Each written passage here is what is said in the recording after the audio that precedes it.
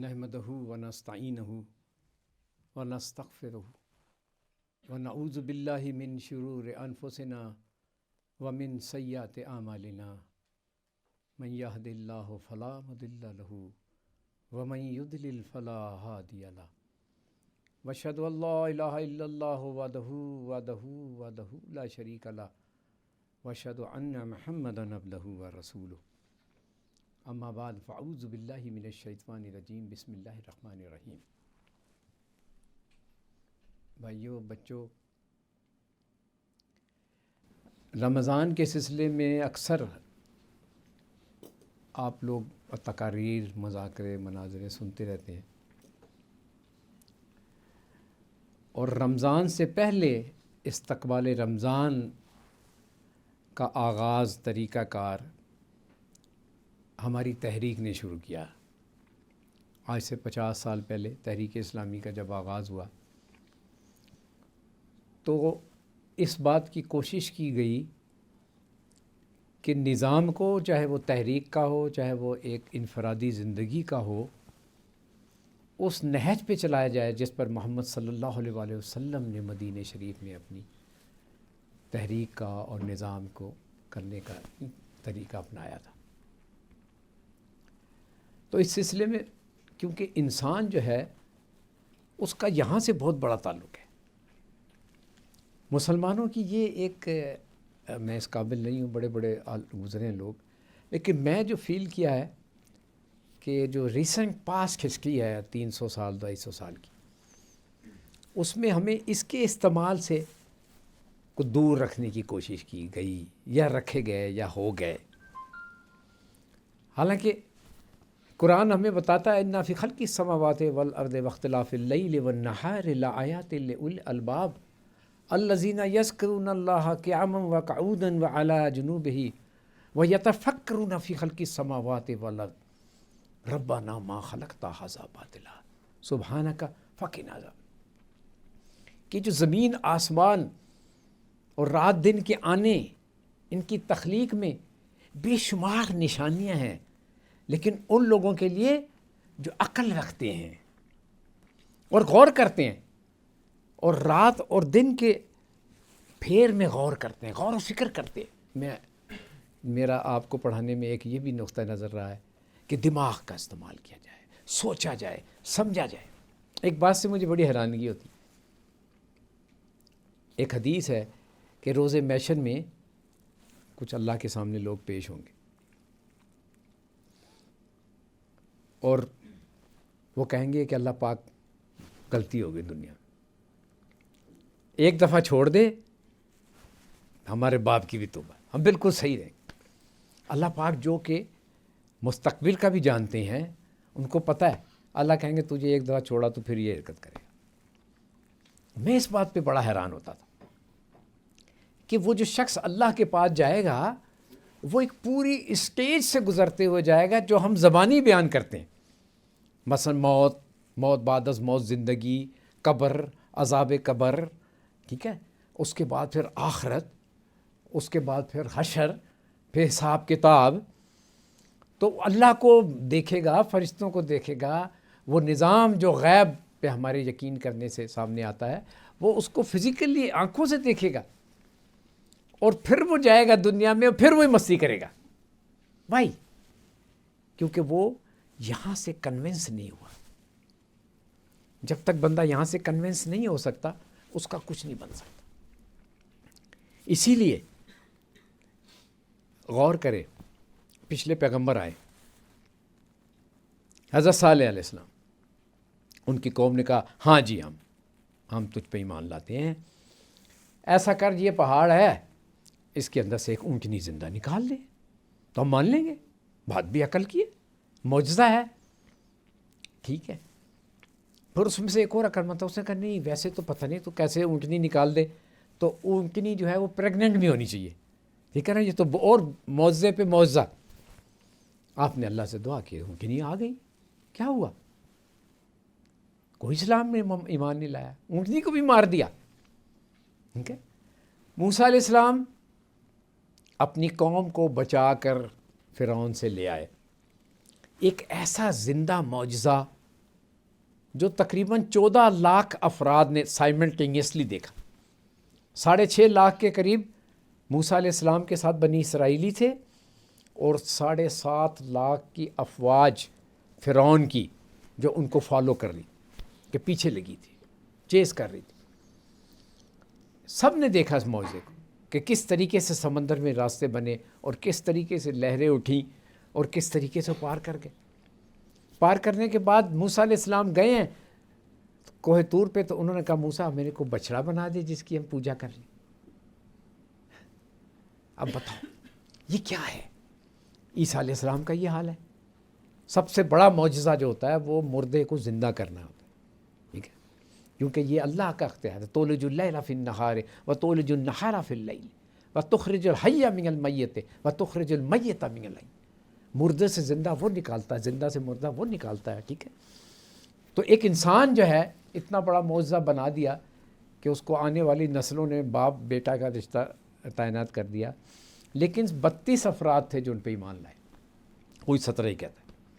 بھر اگر 100-200 بھی ہوں تو ہم تو اپنی تعداد پہ ہی شرماتے ہیں.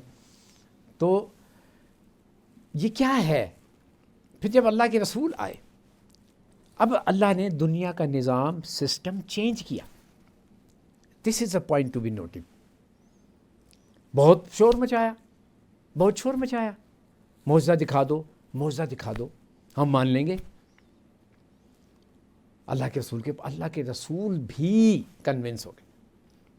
ایٹ اے مومنٹ ایک ایسا وقت آیا کہ آپ نے اللہ سے دعا کی کہ اللہ پاک یہ معجزہ مانگ رہے ہیں، ان کو کوئی معجزہ دکھا دے تو تنگ آ. نہیں، سورہ الانعام میں آپ پڑھو تو اللہ نے اتنے سخت الفاظ استعمال کیے ہیں کہ اگر دین آئے گا تو اسی طریقے سے آئے گا جس طرح ہم تمہیں چلا رہے ہیں، ورنہ جاؤ آسمان پہ سیڑھی لگاؤ یا زمین میں سرنگ کھود لو، ہم تمہارا ساتھ نہیں دے سکتے. تو وہ طریقہ کیا ہے کہ مومنوں کو، اللہ پر ایمان لانے والوں کو پہلے ایک شدید قسم کی بھٹی سے گزرنا پڑتا ہے، جس میں ایک بات قرآن نے ہمیں بتائی، رسول نے بتائی کہ یہ سارا نظام فطرت کے تحت چل رہا ہے. میری بات اب میں کنیکشن جوڑتا جا رہا ہوں رمضان سے، ٹھیک ہے. یہ سارا نظام فطری ہے، ایک فطرت چل رہی ہے، ایک لا ہے، ایک قانون ہے زمین کا. اینڈ دیٹ قانون از سو مچ پریسائز، سو مچ ایکوریٹ کہ 1.0000001 mm کی موومنٹ اس کائنات کو ختم کر سکتی ہے. For example the distance of sun from the earth, ٹھیک ہے، millions of millimetres, millions part of millimetre نیچے آیا، یورپ میں کھپ مچ گئی. اور اگر اتنا اوپر چلا جائے تو ٹھنڈ سے برا حال ہو جائے گا، ٹھیک ہے. 1 انچوں میں گیا تو تباہ. تو ایک سچ بیلنس فطرت کا نظام. تو یہ نظام جو ہے یہ فطرت پہ چل رہا ہے، قانون کے تحت چل رہا ہے. اس قانون میں جیسے مد و جزر ہے، کریسٹ اینڈ ٹفٹ ہے. فَإِنَّ مَعَ الْعُسْرِ يُسْرًا إِنَّ مَعَ الْعُسْرِ يُسْرًا. ایک پیک کے بعد ایک فال آنا ہے، ضرور آنا ہے. You can't avoid. سردی کے بعد گرمی آنی ہے، رات کے بعد دن آنا ہے، اور اس کی بھی ایک پیک ہے، ایک اسٹارٹ ہے، ایک پیک ہے، ایک فال ہے. پوری زندگی ہر شخص کی آپ دیکھ لیں یہ اسی طریقے سے چل رہی ہے. تو یہ فطرت کا جو نظام اللہ نے بنایا ہے اس کے تحت یہ ممکن نہیں کہ اقلیت اکثریت پہ غالب آ جائے. نو، ٹھیک ہے. لیکن دین کو ماننے والے ہمیشہ اقلیت میں رہے، تھوڑے رہے، حق پرست تھوڑے رہے.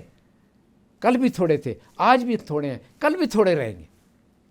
لیکن ایک وقت ایسا بھی آیا کہ وہ غالب ہوئے. وہ کیوں غالب ہوئے؟ 313,000 کے اوپر جو لاٹھیاں لے کے ننگے پیر میدان میں گھس گئے تھے، اور دوسری سائڈ پہ ذرہ بختر تھا جس پہ ان کی لاٹھی کا تلوار بھی نہیں چلتی تھی. تو وہ کیسے جیت گئے؟ قرآن نے واضح طور پہ بتایا کہ ہم نے فرشتے بھیجے بھائی. تعداد بھی بتائی، کہا ان کو روکو، ان کو مارو کفار کو۔ تو اقلیت کے لیے اللہ کا قانون بدلے گا جب آئے گی۔ اللہ کا قانون کون بدل سکتا ہے؟ اللہ۔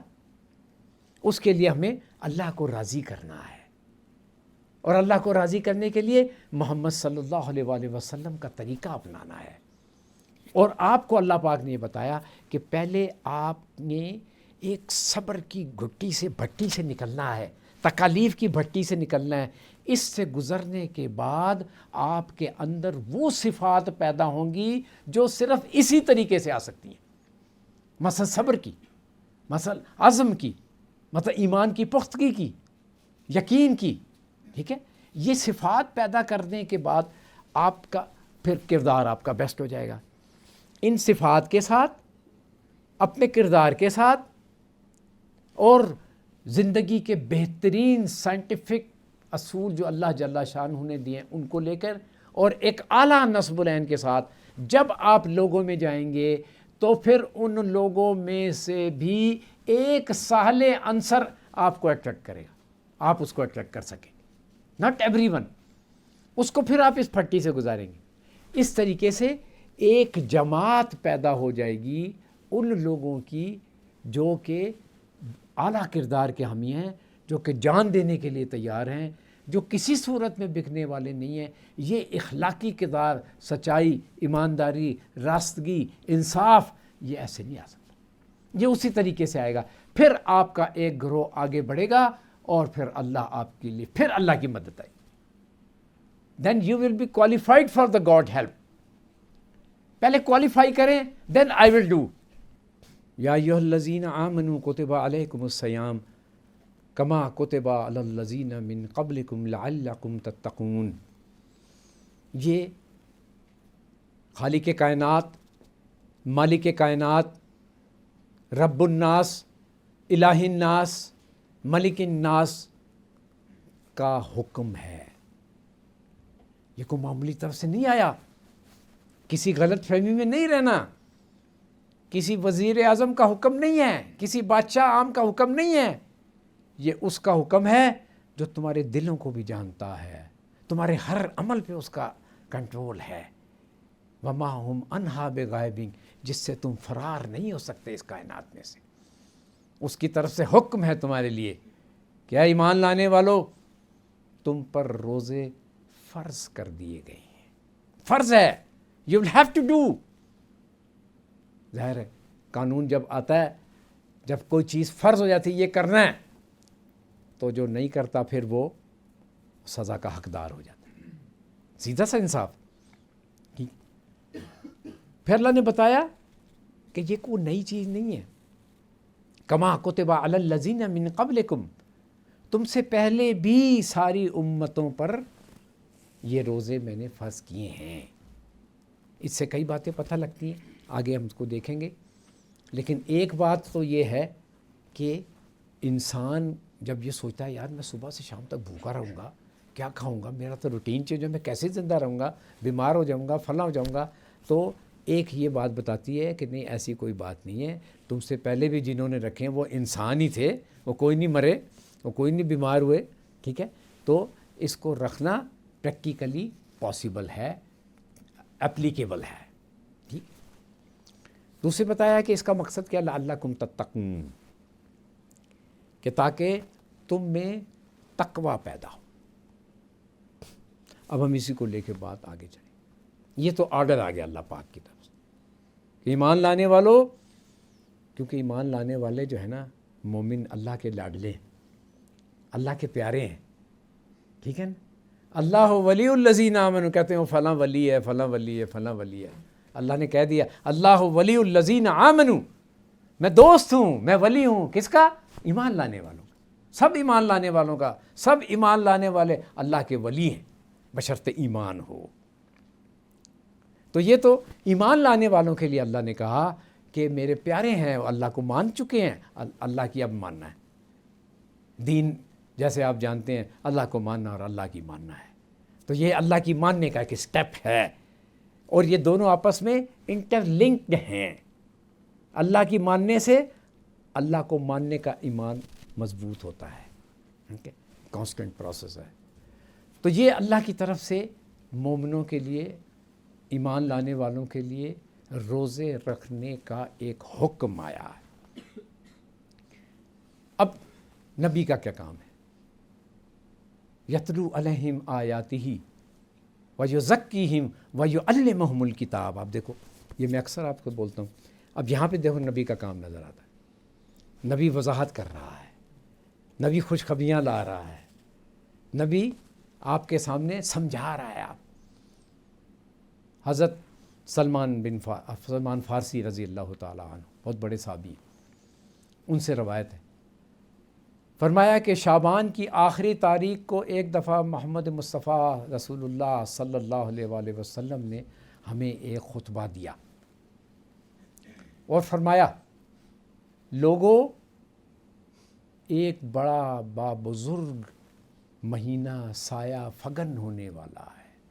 سایہ جب قریب آ جاتا ہے، بالکل ایٹ ہینڈ جسے آپ انگلش میں کہتے ہیں، فرمایا یہ بڑا بابرکت مہینہ ہے. اس مہینے میں دن میں آپ پہ روزے فرض کر دیے گئے ہیں اور راتوں کے قیام کو نفل قرار دے دیا گیا ہے. فرمایا یہ ہمدردی کا مہینہ ہے. اس مہینے میں مومن کا رزق بڑھا دیا جاتا ہے.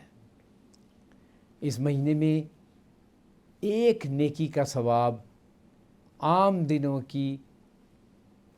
کے فرض کے برابر ہے اور ایک فرض کا ثواب عام دنوں کے 70 فرضوں کے برابر ہے.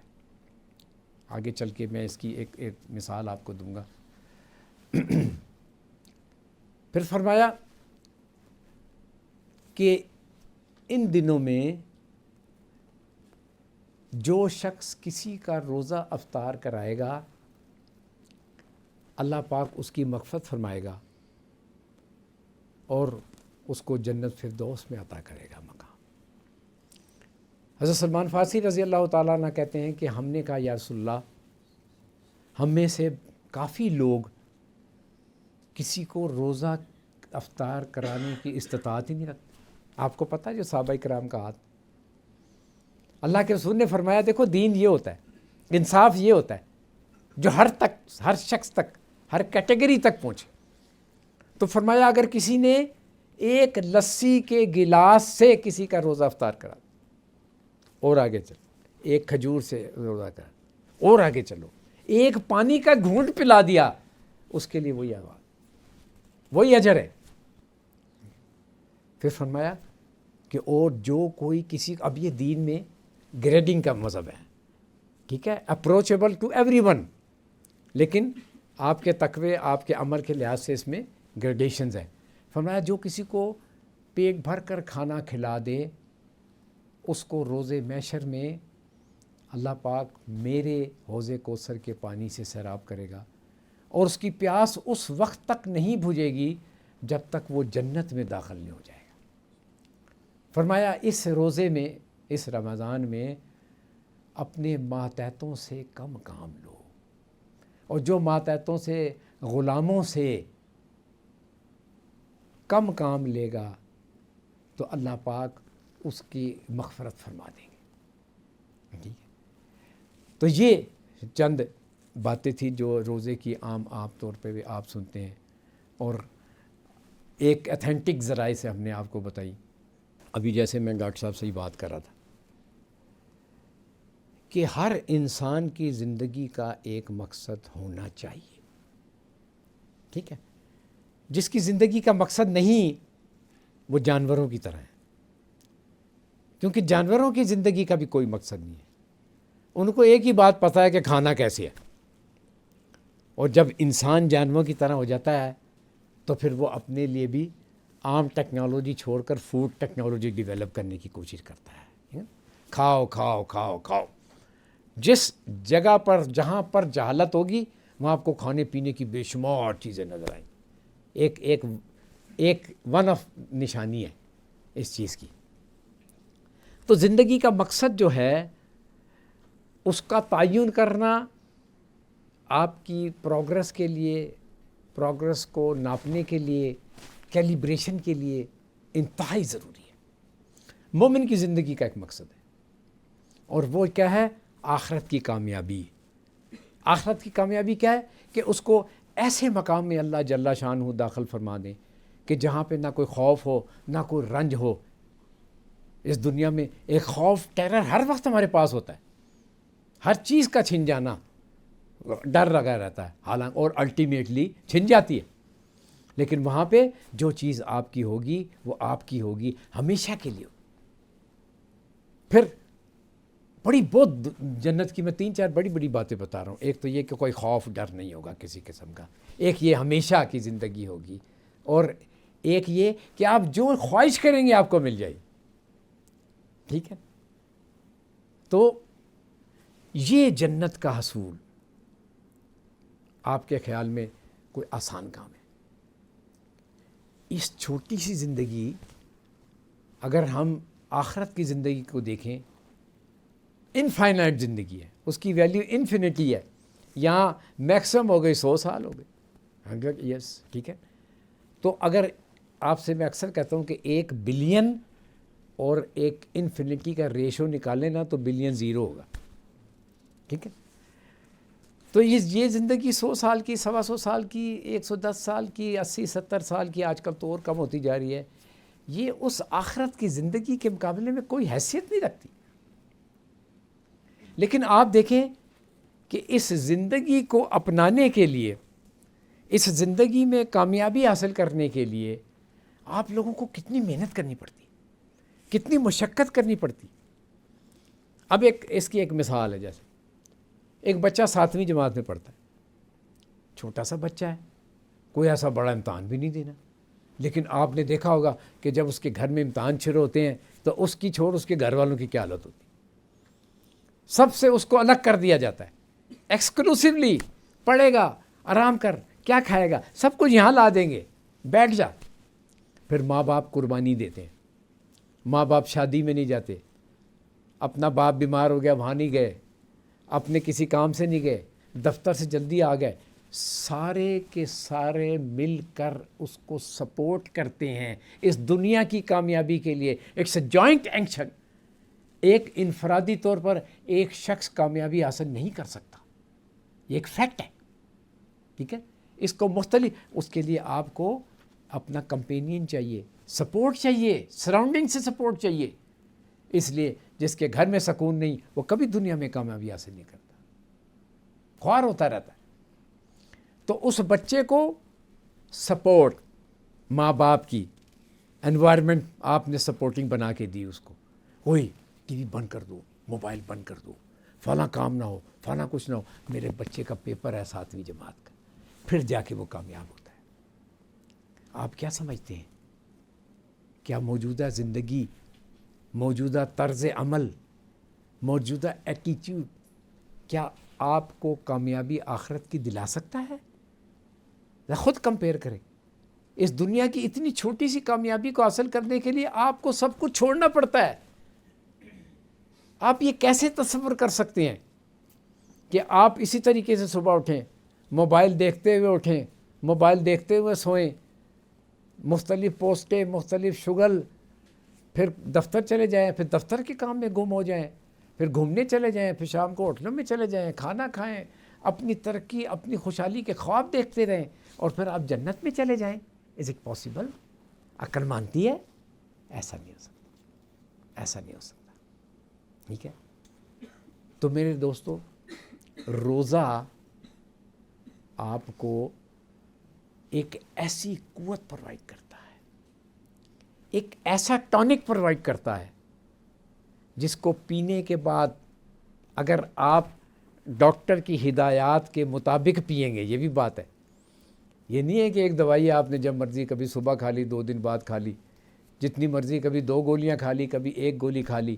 آپ کو تو according to the doctor prescription advices چلنا پڑتا ہے، پھر ہی آپ کو صحیح اس سے افاقہ ہوتا ہے۔ تو روزے کو اگر آپ اس کو ٹرو اسپرٹ میں رکھیں گے تو یہ آپ کو ایک ٹونک دے گا۔ اب چونکہ کامیابی کے لیے میں نے عرض کیا کہ آپ کو اپنے سراؤنڈنگ والوں کی ہیلپ کی ضرورت ہوتی ہے، سپورٹ چاہیے ہوتا ہے آپ کی فیملی کی، محلے والوں کی، علاقوں کی. تو یہ روزہ ایسی چیز ہے کہ وہ جو ٹانک دیتا ہے وہ خالی آپ کو نہیں دیتا، آپ کے گھر والوں کو بھی دیتا ہے، محلے والوں کو بھی دیتا ہے، تمام اسلامی دنیا کو دیتا ہے، حکومتوں کو دیتا ہے. اگر سارے اس کا صحیح استعمال کریں تو آپ بھی محنت کرنے شروع ہو جائیں گے، اور آپ کے جو ساتھی، آپ کے جو سپورٹر ہیں، وہ بھی آپ کو سپورٹ دینا شروع ہو جائے، کیونکہ وہی ٹانک ان کو چلے گا. ٹھیک ہے. اب ہم دیکھتے ہیں کہ یہ تقویٰ کیا چیز ہے جو اللہ پاک نے کہا ہے. دیکھیں، اللہ پاک نے انسان کی فطرت میں، جبلت میں ہر چیز رکھی ہے، اس کے الٹ اور اس کا دونوں سائڈوں سے رکھی. نیکی کر سکتا ہے، بدی بھی کر سکتا ہے، اس میں دونوں کرنے کی صلاحیتیں ہیں.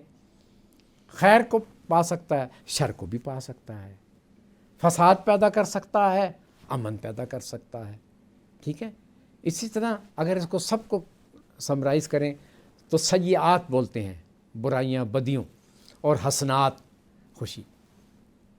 تو تقویٰ یہ ہے کہ آپ اپنی جبلت پر قابو پائیں اور برائیوں سے بچتے ہوئے اپنی زندگی کو حسنات سے آراستہ کر لیں. عملی طور پہ کیا ہوگا؟ اللہ پاک نے آپ کے لیے بہت ساری حدود رکھی ہیں. ٹھیک ہے نا. بہت ساری آپ کے لیے فرائض رکھے ہیں، بہت ساری بندشیں رکھی ہیں، بہت ساری پابندیاں رکھی ہیں.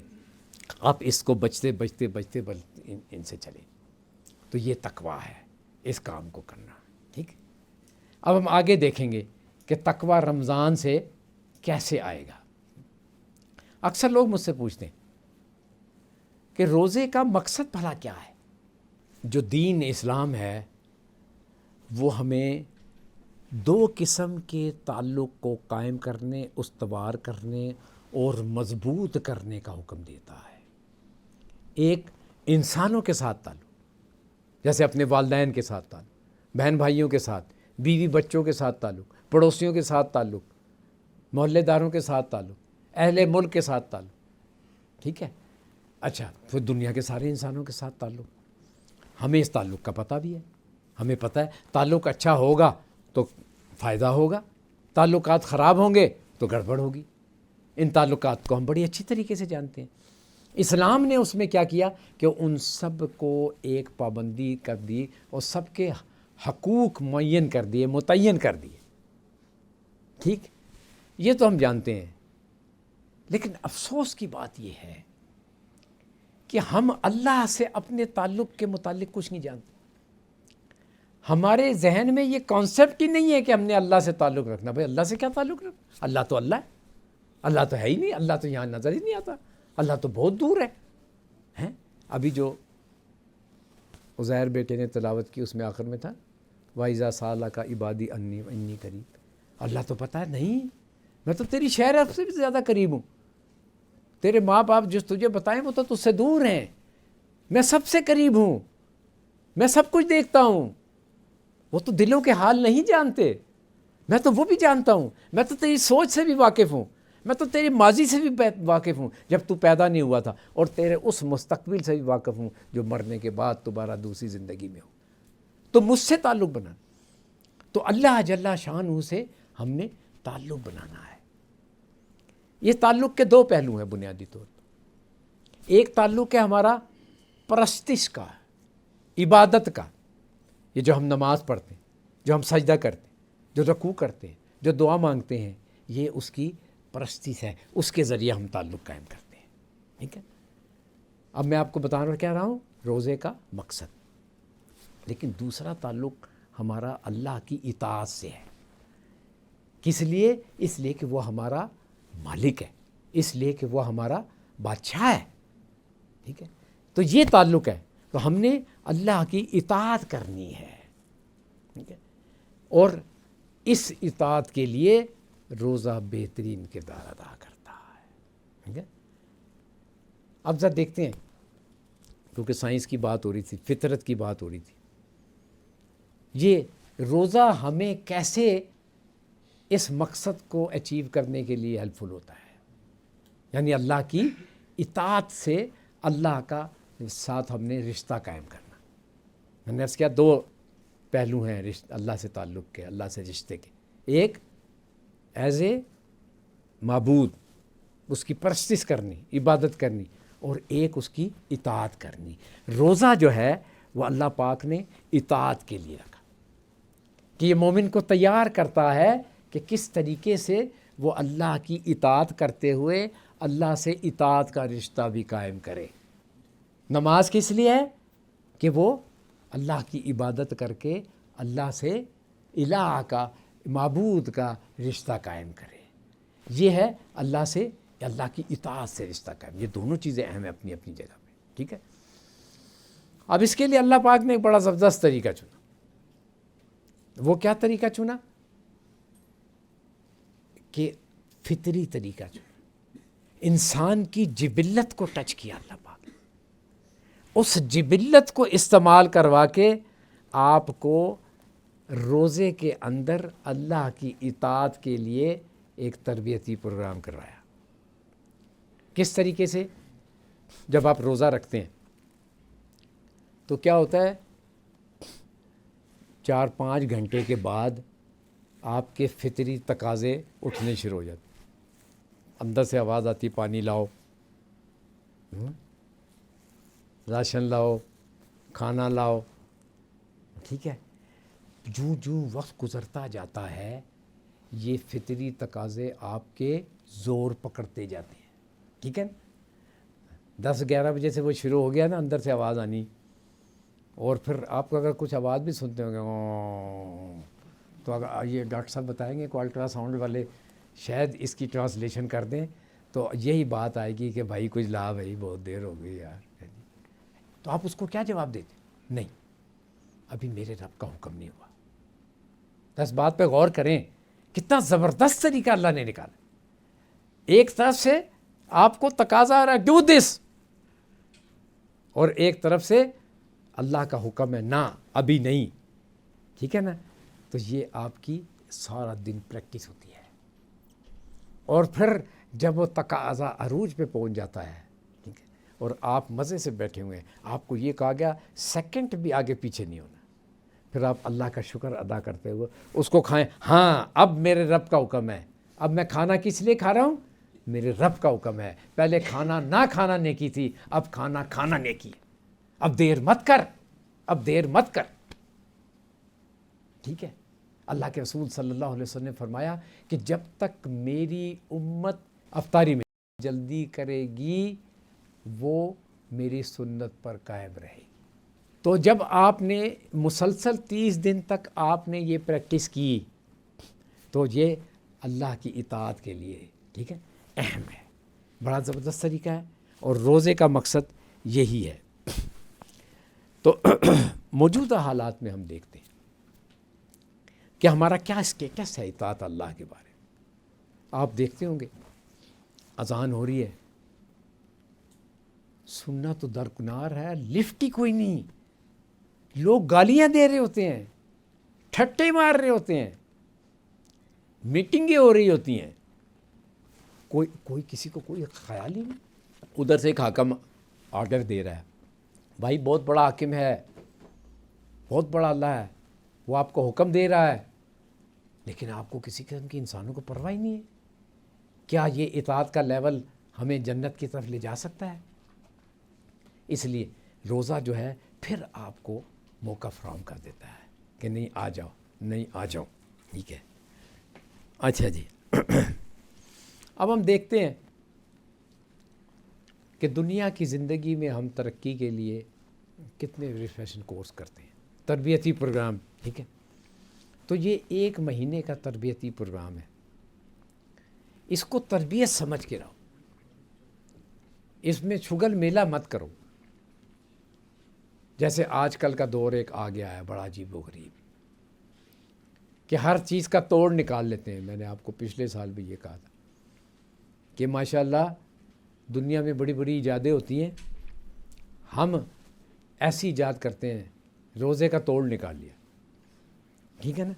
اللہ نے کہا تھا رات کو سو یا عبادت کرو اور دن میں کام کرو، کھاؤ پیو۔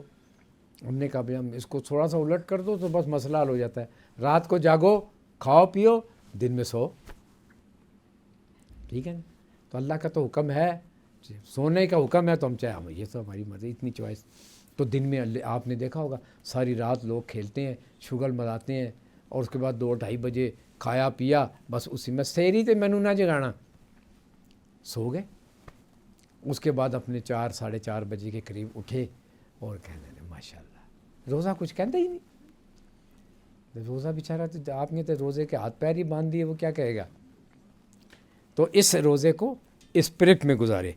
اب ایک روزے کی اور بات ہے، اللہ پاک نے کامیابی کے لیے آخرت کی، کیونکہ ہم اپنی کامیابی کی بات کر رہے ہیں، اسی میں ہم نے ہر چیز کو، ہر عمل کو، ہر عبادت کو اسی نظر سے دیکھنا ہے کہ ہمارا جو ٹارگٹ ہے کامیابی کا، جنت میں جانے کا، کیا وہ اس عمل سے، اس ایکشن سے، اس کانفیڈنس سے، اس طریقے سے، اس عبادت سے اچیو ہو رہا ہے، حاصل ہو رہا ہے کہ نہیں؟ اگر ہو رہا ہے تو آپ صحیح راستے پہ۔ قرآن ہمیں بتاتا ہے کامیابی کی 2 چیزیں، قد افلح المومنون، ایک آپ کا ایمان، قد افلح من تزکا، آپ نے اپنے نفس کا تزکیہ کیا۔ تو بعض علماء کی رائے میں روزہ تو ہمیں آیا ہی نفس کو توڑنے کے لیے، نفس جو ہے وہ ہمیشہ برائی کی طرف لے کے جاتا ہے، ٹھیک ہے نا؟ وَنَفْسٍ وَمَا سَوَّاهَا، تو آپ وہ آپ کو برائی کی طرف لے جا رہا ہے، نہیں عیش کر، کھانا کھا، رو کر، بھاگ، لیکن آپ پریکٹس کر رہے ہیں 1 مہینے تک اس کو اطاعت اللہ کی طرف لے جانے کے لیے، نہیں اس کو اس طرف جانا ہے، اس طرف جانا ہے، اس طرف جانا ہے۔ تو یہ روزہ جو ہے وہ آپ کی نفس کی طاقت کو توڑ دیتا ہے، کیونکہ نفس جو ہے وہ ہمیشہ آپ کو برائی کی طرف لے کے جاتا ہے، ہمیشہ۔ تو یہ اس کی طاقت کو کم کر دیتا ہے، اور اس طریقے سے آپ کے لیے اپنی منزل اچیو کرنا آسان ہو جاتا ہے۔ اب ہم آگے دیکھتے ہیں چند چیزیں روزے سے ہمیں کیسے حاصل ہوتی ہیں۔ مثلا تقوی کی میں نے آپ کو بات کی، ٹھیک ہے؟ تقوی کی بات روزے سے کیسے حاصل ہوتے ہیں؟ تقوی کی بہت ساری قرآن میں ڈیفینیشن آئی ہیں، لیکن اسٹارٹ سے ہم دیکھتے ہیں سورہ بقرہ کی 3 آیت ہے، ھدی للمتقی، یہ قرآن ہدایت ہے کس کے لیے؟ متقیوں کے لیے، تقوی والوں کے لیے، اہل تقوی کے۔ اہل تقوی کون؟ الذین یؤمنون بالغیب، جو غیب پر ایمان رکھتے ہیں۔ تو آپ ذرا آرام سے یہ کہ کیا روزہ ہمیں غیب ایمان کو مضبوط نہیں کرتا؟ ہم کھائے پیئیں، نماز تو کوئی دیکھ بھی رہا ہے، زکوٰۃ تو کوئی دیکھ بھی رہا ہے، روزہ تو کوئی نہیں دیکھتا سوائے اللہ کے۔ آپ چاہے دنیا کو کہہ دیں روزہ ہے، باہر جا کے کمرے میں چھپ کے کھا لیں، آپ کیوں نہیں کھاتے ہیں؟ اس لیے آپ کو پتہ ہے کہ مجھے اس کمرے میں بھی، اس بیسمنٹ میں بھی، اس باتھ روم میں، ہر جگہ پہ مجھے کیا کہتے ہیں، کیمرے کی آنکھ دیکھ رہی۔ تو ایک ذات اقدس ہے جو پوری طرح مجھے دیکھ رہی ہے، میں چھپ نہیں سکتا۔ تو پھر غیب پر ایمان روزے سے مضبوط ہوا کہ نہیں ہوا؟ ٹھیک ہے۔ تو متقین، ھدی للمتقین الذین یؤمنون بالغیب ویقیمون الصلاۃ، دوسری متقی کی کیا پہچان ہے؟ نماز قائم کرتا ہے۔ آپ جتنی نمازیں رمضان میں پڑھتے ہیں آپ عام دنوں میں نہیں پڑھتے، ٹھیک ہے؟ اتفاق ہے۔ تو نماز کی بھی پریکٹس کراتا ہے، متقی کی ایک پہچان۔ وَيَقِيمُونَ الصَّلَاةَ وَمِمَّا رَزَقْنَاهُمْ يُنْفِقُونَ، اور متقی کون ہے؟ جو ہمارے دیے ہوئے مال میں سے، آپ کا مال نہیں ہے، ہمارے دیے ہوئے مال میں سے اللہ کی راہ میں خرچ کرتا ہے۔ اب رمضان کیسے اس کو کرتا ہے؟ ایک تو بات یہ ہے کہ اللہ پاک توفیق رمضان میں زیادہ کر دیتے ہیں ہر چیز کی، تو اس کو کرنا ایزی ہو جاتا ہے۔ دوسرا، نیگیٹو فورسز کو اللہ قابو کر دیتے ہیں۔ شیاطین، بڑے بڑے شیاطین جو ہیں، اب جو ان شیاطین کے انسانی چمچے ہیں وہ تو کام کرتے رہتے ہیں، لیکن جو شیاطین ایکچوئل بڑے بڑے ہیں ان کو آپ دیکھ لو، کتنے لوگ ساری عمر مسجد میں نہیں جاتے اور وہ رمضان میں مسجد میں چلے جاتے ہیں۔ رمضان جو ہے وہ ہمیں پھر یہ بھی سکھاتا ہے تقوی۔ تقوی کیسے آتا ہے؟ غیب پر ایمان سے، نماز قائم کرنے سے، اللہ کی راہ میں پیسے دینے سے۔ اللہ کی راہ میں خرچ کرنا رمضان میں ایزی کیوں ہو گیا؟ ایک اللہ کی توفیق بڑھ گئی، دوسرے اللہ پاک نے شیاطین کو بند کر دیا، تیسرے اللہ پاک نے آپ کا اجر اتنا بڑھا دیا کہ آپ کے تھوڑا سا کام بھی جو ہے، مثال کے طور پر اللہ نے کہا، ابھی ہم نے پڑھی حدیث میں کہ اللہ کے رسول صلی اللہ علیہ وسلم نے فرمایا کہ رمضان کے دنوں میں عام نیکی کا ثواب فرض کے برابر۔ بڑی اہم بات ہے، غور سے سن۔ اب ہم اس کو ایسے سن جاتے ہیں، مولوی کہہ دیتے ہیں، ہم بھی سن جاتے ہیں، اس پہ غور تو کرو۔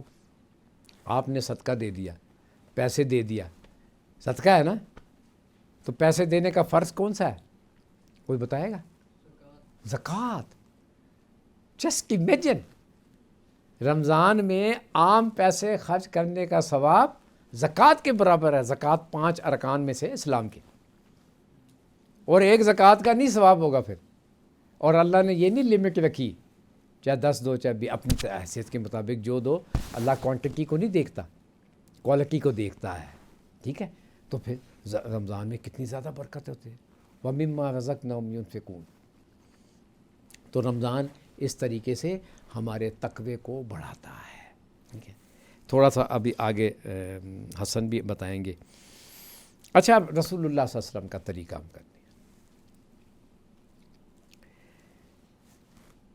اللہ کے رسول صلی اللہ علیہ وآلہ وسلم جب روزہ کھلتا تھا، یہ آپ اردو میں یاد کر لیں، یہ بڑی نفسیاتی چیز ہے۔ اللہ کے رسول فرماتے تھے کہ روزہ کھل گیا، رگیں تر ہو گئیں، ٹھیک ہے، اور ثواب اجر ثابت ہو گیا، ثواب اجر انشاءاللہ ثابت ہو گیا، یہ کہتے تھے، ٹھیک ہے؟ تو یعنی یہ ایک اللہ کے ساتھ اچھا گمان رکھنے والی بات ہے کہ اللہ پاک کے لیے میں نے روزہ رکھا تو انشاءاللہ تعالیٰ اس کا اجر مجھے پورا ملے گا۔ اللہ کے رسول نے ایک اور فرمایا کہ مومنوں سحری کا اہتمام کیا کر۔ مومن میں اور پچھلی امتوں میں جو فرق ہے وہ سحری کا تھا، وہ سحری نہیں کرتے تھے۔ اب جب میں آپ لوگوں کی اپنی حالت دیکھتا ہوں تو مجھے پتہ لگتا ہے کہ وہ سحری تو اللہ نے رکھی تھی، کیونکہ یہی روزہ پہلے بھی فرض کیا تھا، اللہ ہی نے کیا تھا، لیکن وہ سحری نہیں کرتے تھے۔ تو میں کبھی کبھی حیران ہوتا تھا شروع میں جب اس کو پڑھتا تھا کہ بڑے بیوقوف تھے یار، سحری میں تو بڑا مزہ آتا ہے، ہم تو کرتے تھے۔ تو وہ اب جب پتہ لگا کہ نہیں بھائی، جب راتوں کو کھیل تماشے ہوں گے تو سحری کی کون پرواہ کرتا، ساری رات تو چل رہے، دے کھا جا پھر سونے دے یار، پھر سونا ہی آگے، سونے زیادہ کھا لیں گے تو سونے میں خلل ہو جائے گا، جیسے کہتے ہیں نہیں، رات کو کھا پی کے آرام سے 1 گھنٹے بعد سونا چاہیے، 2 گھنٹے۔ تو یہ ان کے اندر اس کا مطلب ہے کہ پچھلی امتوں کے اندر یہ چیز آ گئی، ٹھیک ہے، کہ انہوں نے سحری چھوڑ دی۔ تو سحری کا ضرور اہتمام کریں، ٹھیک ہے؟ اور اسی طریقے سے میں نے اب آپ کو پیسے پہلے جو حدیث سنائی تھی جس میں افطاری کی جگہ سحری بول گیا تھا، تو وہ بھی ہے کہ اللہ کے اس نے فرمایا کہ جب تک میری امت افطاری میں جلدی کرے گی، رمضان کا قرآن سے بڑا کہہ رہتا، شہر رمضان الذی انزل فی القرآن، خالی قرآن نہیں، 2 رمضان کو توریت نازل ہوئی، 12 رمضان کو انجیل نازل ہوئی، 18 رمضان کو زبور نازل ہوئی، اور آگے کیسی سر مل گئی 27ویں رمضان کو۔ تو رمضان کو ایسی معمولی بات نہیں ہے، قرآن جو ہے وہ کیا ہے؟ اللہ کی کتاب ہے۔ اللہ کو ذرا سوچو، اللہ کا تصور لاؤ، کتنی بڑی ذات ہے، اور وہ ہمیں یہ پہنچا رہی ہے، تو یہ ہم نے سوچنا ہے۔ ایک اور بات جو اہم اس میں آ جاتی ہے، اعتکاف آخری 10 دن، اللہ کے رسول نے فرمایا 2 حج 2 عمرے کا ثواب ہے رمضان میں۔ اب آپ چند کام ایک کریں، ایک کام تو یہ کریں کہ اس رمضان کو آپ جو ہے وہ شوگر میلے سے نکال دیں، اس کو ایک پورا، جیسے میں نے آپ سے پہلے بھی ایک دفعہ عرض کیا تھا کہ تمام عبادات میں کیا ہوتا ہے کہ ہم کچھ پڑھ کے کچھ کر کے اس میں داخل ہو جاتے ہیں اور پھر اس سے نکلتے ہیں۔ جیسے نماز میں آپ اللہ اکبر کر کے داخل ہوتے ہیں، اور پھر سلام پھیر کے نکلتے ہیں. اس دوران اگر آپ کی اٹینشن کہیں ادھر ادھر ہو گئی تو آپ کی نماز خراب ہو جائے. اسی طریقے سے دنیا میں آ کے کلمہ پڑھ کے ہم ایمان میں داخل ہوتے ہیں، اور جب مر رہے ہوتے ہیں تو اس وقت تک اس کو داخل رہنا ہے. ان الذین قالوا ربنا اللہ ثم استقاموا، آخر تک ہم نے اس کو چلانا ہے. اسی طریقے سے جب چاند نظر آ جائے تو اب آپ اس میں داخل ہو جائیں، نیت کریں وہیں سے. اے اللہ میں روزے رکھنے کی نیت کرتا ہوں، اے اللہ مجھ میں تقوی پیدا کر دے، اے اللہ تیری اطاعت کی طرف مجھے لے. اس رمضان میں مجھے میرے مقصد یعنی حصول جنت کے لیے اور آگے بڑھا دے. اور بس پھر گھس جاؤ اس کے، انوالو ہو جاؤ، فلی انوالو ہو جاؤ کہ جب باہر نکلو 30 دن کے بعد تو پھر اللہ نے فوراً آزمائش رکھ دی. آتے چاند رات، اللہ کا خدا کا واسطہ ہے چاند رات کا تصور ختم کر دو. یہ کیوں تھی؟ یہ جتنے شیطان تھے نا، پہلے یہ لائٹیں شائٹیں تو ہوتی نہیں تھی، تو جتنے شیاطین تھے وہ چاند کے جو پہلے 15 دن ہوتے تھے چاند چڑھ رہا ہوتا نا، اسی میں سارے شیطانی کام کرتے. تو چاند رات آپ نے سنا ہوگا کتنے گانے، کتنی کہانیاں، کتنے افسانے، کتنے اشعار چاند رات میں ہیں. مومن کے لیے چاند رات، مومن تو پھر صبح نماز پڑھے گا، اللہ کا شکر ادا کرے گا، اسیسمنٹ کرے کہ میں نے اس مہینے میں کیا. ایک بات ضرور، تو ایک بات یہ کریں، جو میں نے آپ کو واقعہ نہیں سناتا ہوں، پہلے حضرت سعد بن معاذ کا میں نے واقعہ آپ کو سنایا ہوا ہے کہ سب کو معاف کر دیں، سب کے قصور معاف کر دیں رمضان میں، ٹھیک ہے. اور پیار محبت کریں، آپ غریب کی خدمت کریں، رشتہ داروں کے قریب جائیں، قبرستان جائیں، ٹھیک ہے نا. اب مردوں کے لیے دعا کریں جو دنیا سے چلے گئے ہیں،